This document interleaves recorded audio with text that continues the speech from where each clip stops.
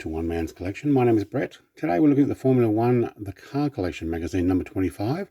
This is the Ferrari 312B3 from Clay Regazzoni driver, the 1975. Now, this is one of those quite famous cars that I remember as a kid, especially since there was an AFX slot car, which we had.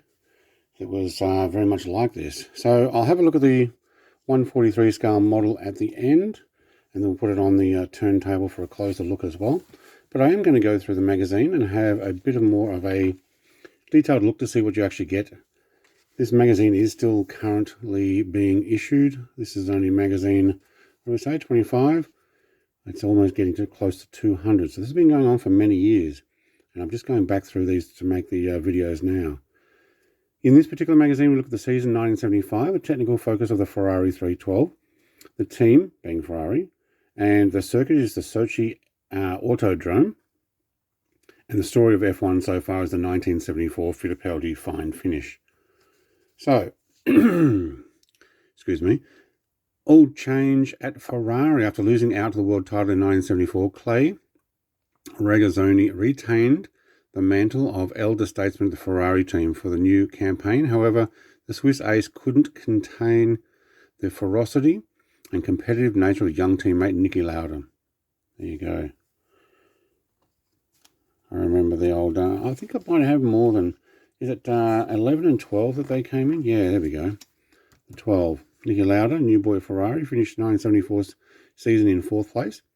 He was at the top of the championship table until 5 races from the end, and then faded as Emerson Fittipaldi, Clay Regazzoni and Jody Scheckter fought back. In 1975, the first 3 races of the season is seen here during the opening race of Argentina. Lauda only managed 2 5th places and 1 6th. By the end of the year, the Austrian was celebrating his first world title alongside Ferrari, which were back the top after 11 years after John Surtees' 1964 crown. Yeah, there you go. So 75 was their year. Some nice cars in this. The season 1975, Jean-Pierre Jarier, I'm not sure how to pronounce that, behind the wheel of the Shadow DN5 during the German Grand Prix. Gap of 2 decades, Ferrari made its debut in South African Grand Prix but failed to shine at the next event in Spain. Lauda and Regazzoni set off from the front row, only to be forced out by a collision at the first corner. Wow. At Monaco, Niki Lauda earned his first victory of the year that culminated in him claiming the title. Ferrari's success in the Principality came 20 years after their previous win there, secured by Maurice Trintignant. I don't even know that name, but okay. Continued 75 season. If you wish to read that, make sure you hit pause on the video. I'm going to keep moving on. Technical focus, Ferrari 312B3. It's a rear longitudinal flat 12, 180 degrees. Flat 12, that's why. Yeah, 180.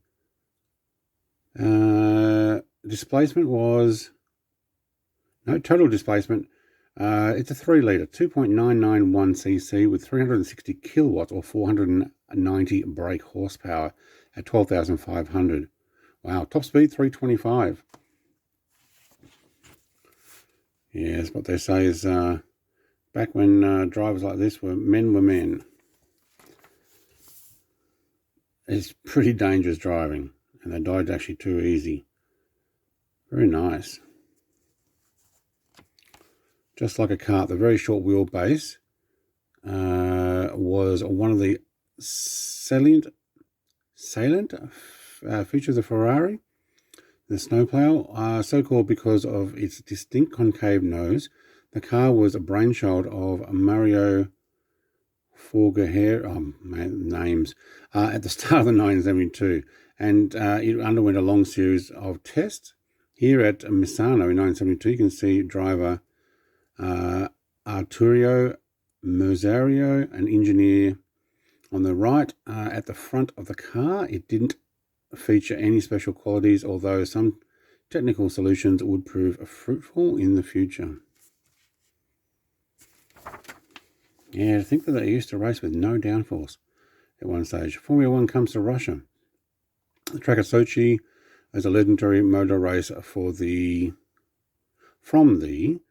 22nd Olympic Winter Games.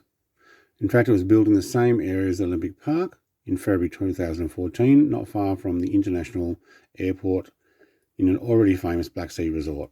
There you go. I think that's actually been cancelled at the moment, hasn't it? Yeah, maximum speed of 320. 1974, history of Formula One. 1974, Fittipaldi's fine finish. Having left Lotus, the Brazilian champion arrived at McLaren and made the best of the powers of the M23. The most competitive car was the Ferrari, however. The 312B3 was held back by the louder Regazzoni intra-team rivalry as well as reliability woes. But as we always said before, Emerson Fittipaldi finished it with 55 points for McLaren, Clay on 52, Jody on 45, Nicky Lauda on 38, and Ronnie Peterson in the Lotus 72E Lotus 76, 35 points. Did he change cars? Did they upgrade from a Lotus 72 to a 76? Can they do that mid-season? Huh. McLaren Ford got 73 points. They won over Ferrari at 65 and the Tyrrell Ford at 52. All right.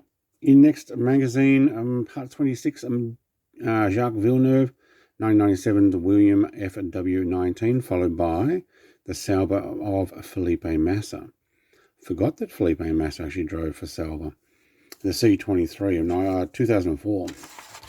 All right. Let's put that aside. Have a quick close look at this car. Okay, I am zoomed in. Let's actually pop that back out. There we go. So we've got Clay's vehicle here. Decent sponsorship on this model. I'm actually quite happy with this. You've got the gold rear wheels, Goodyear tyres, silver front. Seat belts are painted on.